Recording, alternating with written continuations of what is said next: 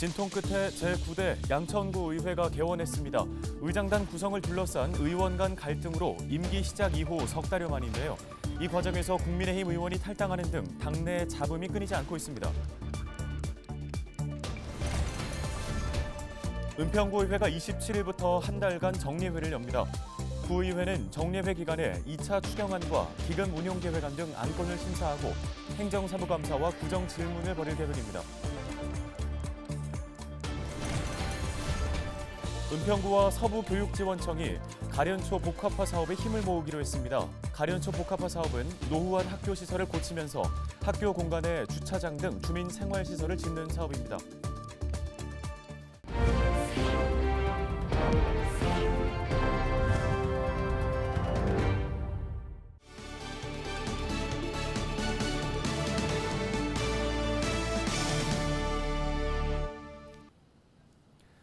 여러분 안녕하십니까? 헬로티비 뉴스 시작합니다. 첫 소식입니다. 출범 이후 석 달 가까이 개점 휴업 상태였던 양천구 의회가 27일 개원식을 열고 의정 활동의 시작을 알렸습니다. 양천구 의회는 개원식 전날까지도 주민들과 의원들이 저마다 시위를 벌이는 등 우여곡절을 겪어왔는데요. 양천구 의회는 다음 달 정례회를 열고 추경안 심사 등 본격적인 활동에 나설 예정입니다. 첫 소식 김진재 기자가 보도합니다.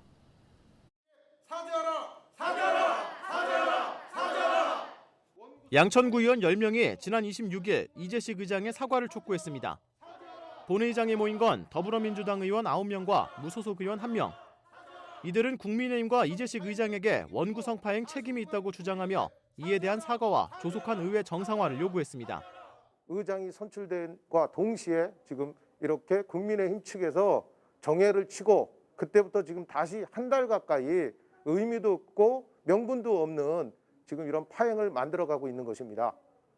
이날 의회 밖에서는 주민들의 시위도 이어졌습니다. 이목현은 즉각 사퇴하라! 사퇴하라! 국민의힘 지지자들은 최근 당을 탈당한 이목현 의원의 사퇴를 요구했습니다. 이들은 당의 공천 덕에 무투표로 당선이 됐는데도 임 의원이 당선 2달여 만에 당원들의 지지를 저버렸다고 비판했습니다. 한편 3달 가까이 파행을 거듭해온 9대 양천구에는 이날 오후 우여곡절 끝에 원구성을 마쳤습니다. 여야는 최근 쟁점이 됐던 행정재경위원회 위원수는 현행대로 유지하기로 합의했습니다. 이재식 의장은 원구성이 다소 늦어졌지만 계획된 일정을 문제없이 처리해 나가겠다며 그간 불거졌던 의회 내 갈등 봉합에도 최선을 다하겠다고 밝혔습니다. 여러 가지 일정 계획대로 해나가는 데는 큰 문제는 없다고 봅니다. 당내든 또 당대 당이든 좀 뭔가 자주 대화할 수 있는 장소, 또 워크숍이라든지 교육이라든지 이런 부분을 좀 자주 열어서 자연스럽게 합이 될 수 있도록, 하나가 될 수 있도록. 양천구에는 다음 달 11일 정례회를 열고 추경안 심사 등 그간 미뤄왔던 안건들을 처리할 예정입니다. 헬로티비 뉴스 김진재입니다. 제9대 은평구의회 첫 정례회가 시작됐습니다. 은평구의회는 27일 본회의를 열고 다음 달 26일까지 30일간의 정례회 일정에 들어갔는데요. 구의회는 이번 제294회 정례회 기간에 은평구 2차 추경 예산안, 기금 운용 계획 변경안 등의 안건을 심의합니다. 또 12일부터 열흘간 은평구와 출연기관 등을 대상으로 행정사무감사를 실시한 뒤 은평구 주요 사업과 행정에 대한 구정 질문을 벌일 계획입니다. 기노만 의장은 개회사를 통해 첫 정례회인 이번 회기 동안 지역 발전을 위해 최선을 다해달라고 당부했습니다. 은평 구민의 혈세가 당초 예산 편성 목적에 맞게 집행이 되어 있는지 예산안을 꼼꼼하게 심의해 주시고 또한 집행부에서 요구한 추경안 사업의 적절성과 타당성을 신중하게 심의하여 예산이 적절히 편성되었는지 냉철하게 판단해 주시기를 바랍니다. 27일 열린 1차 본회의에선 이경술, 최락이, 신봉규 의원이 자유발언대에 섰습니다. 신봉규 의원은 관광정책 사업 집행과 관련한 전문성 강화를, 이경술 의원은 보훈 예우수당 인상을 집행부에 요구했습니다. 은평구 의회는 다음 달 26일 4차 본회의를 열고 안건을 처리한 뒤 정례회를 마무리할 계획입니다.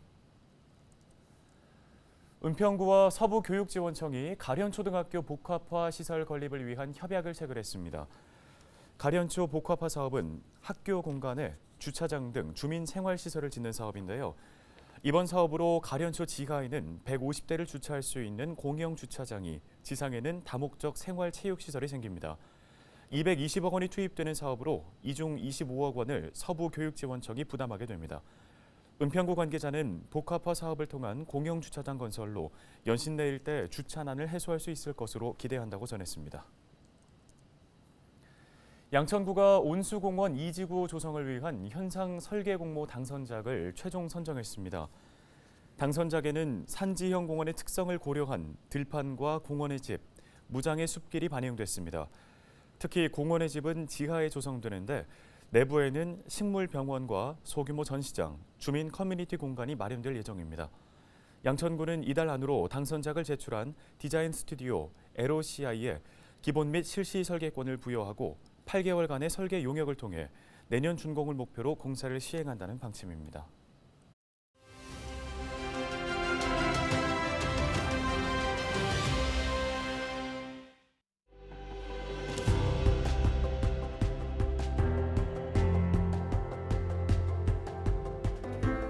실외 마스크 착용 의무가 전면 해제된 이후 이제 바깥에서는 마스크를 벗는 모습이 늘고 있습니다. 1년 반 가까이 써온 마스크를 벗는 게 시원하기도 하고 또 한편으로는 어색하기도 한데요. 여전히 코로나19 신규 확진자가 하루에 수만 명에 이르는 데다가 가을 독감의 우려까지 남아 있어서 불안감은 아직 남아 있다고 할 수 있겠습니다. 자, 이번 주말과 다음 주말에는 개천절과 대체 공휴일 등 사흘간의 연휴가 잇따라서 야외 나들이 발길도 늘어날 것으로 예상되는데요. 전국 곳곳에서 가을 축제도 많아서 인파가 몰리는 모습도 늘 것으로 보입니다. 개인 간의 방역 거리를 잘 지키되 거리 유지가 어려운 경우를 대비해서 마스크는 항상 지니고 다니셔야겠죠. 질병관리청과 감염병 전문가들은 오는 겨울 코로나19의 재유행의 경과를 지켜보면서 실내에서의 마스크 착용 의무 해제 등 추가 논의를 이어갈 계획입니다. 길고 길었던 감염병의 위기에서 우리는 조금씩 일상을 되찾아가고 있습니다. 데일리 브리핑이었습니다.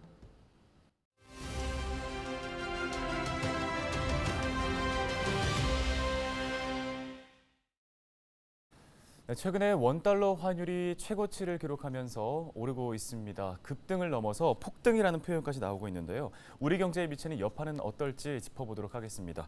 생활경제연구소 구본기 소장과 연결돼 있습니다. 자, 소장님, 먼저 26일 기준으로 원달러 환율이 1,430원을 넘어섰습니다. 연 고점 경신 소식이 계속해서 들려오고 있는데 현재 좀 상황부터 먼저 짚어볼까요? 네, 27일 기준으로 원달러 환율이 전일, 그러니까 26일보다 3.3원 내린 1,428원에서 출발을 했고요. 현재 급격한 움직임은 없습니다. 1,420원대 중반에서 움직이고 있는데요. 전일 같은 경우는 기준금리 인상 소식이 있어서 급격하게 움직이는 모양새였는데요. 오늘 같은 경우는 특별한 소식이 따로 없어서 횡보하고 있는 것으로 보입니다. 네, 지금 이렇게 급등하고 있는 원달러 환율이 나에게는 어떤 영향을 미칠까 궁금하신 분들도 많으실 것 같습니다. 달러 급등이 서민들의 경제에는 어떤 영향을 미치는 건가요? 네, 환율이 오를 때 서민 경제에 가장 체감으로 와닿는 건 역시 물가거든요. 환율은 다른 나라 돈을 기준으로 설명을 하기 때문에 환율이 오른다는 거는 다른 나라의 가치가, 다른 나라 돈의 가치가 오른다는 걸 말하고요. 반대로 우리나라 돈의 가치는 떨어진다는 걸 의미합니다. 또 한편으로는 물가는 말 그대로 물건의 가격을 의미하는데요. 따라서 환율이 오르면은 해외에서 들여오는 물건 값이 비싸지게 되고 물가가 오르게 되는데요. 예를 들어서 쉽게 설명을 드리면은 해외에서 들여오는 밀가루 값이 오르면은 국내에서 그 밀가루를 원재료로 삼아서 만드는 과자랑 라면 값이 오르게 되는 건데요. 실제로 그 영향으로 요즘 과자랑 라면 값이 오르고 있는 추세입니다.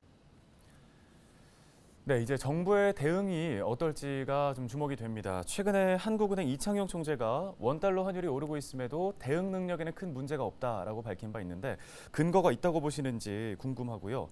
또 IMF 때나 2008년 경제 위기 때와 같은 고비가 오는 건 아닌지 걱정하시는 분들도 많은데 어떻습니까? IMF 사태 같은 경우는 외화 유동성 위기였거든요. 그러니까 다른 나라 돈으로 빚을 갚아야 하는데 그 다른 나라 돈이 대한민국에 충분하지가 않아서 벌어진 문제였습니다. 그런데 지금은 그 당시랑 비교할 수 없을 만큼 해외에서 끌어쓴 빚 대비 외환 보유고가 많은 상태입니다. 따라서 현재로서는 같은 문제는 걱정하지 않으셔도 될 것 같고요. 그리고 2008년 글로벌 금융위기는 미국에서 주택담보대출에 문제가 생긴 것이 전 세계로 퍼진 사건이라서요. 그것도 역시 이번과는 상황이 다른데요. 다만 시민들이 지금 초점을 맞추고 있는 거는 그런 어떤 금융위기라든지 외환위기의 원인이 아니라 당시에 겪었던 부동산 경기 하락 등의 경기 침체인 거거든요. 그럼 지금 환율이랑 함께 금리도 오르고 있는 상황에서 그런 경기 침체 등을 시민들이 걱정하는 게 타당한가를 따져보면은, 저는 복합적인 원인으로 경기 침체는 피할 수 없을 거라고 보기 때문에 시민들 고민은 타당하다고 보고요. 따라서 정부의 비상한 대책이 요구되는 상황이라고 보여집니다. 네, 알겠습니다. 도움 말씀은 여기까지 듣겠습니다. 구본기 생활경제연구소 구본기 소장이었습니다.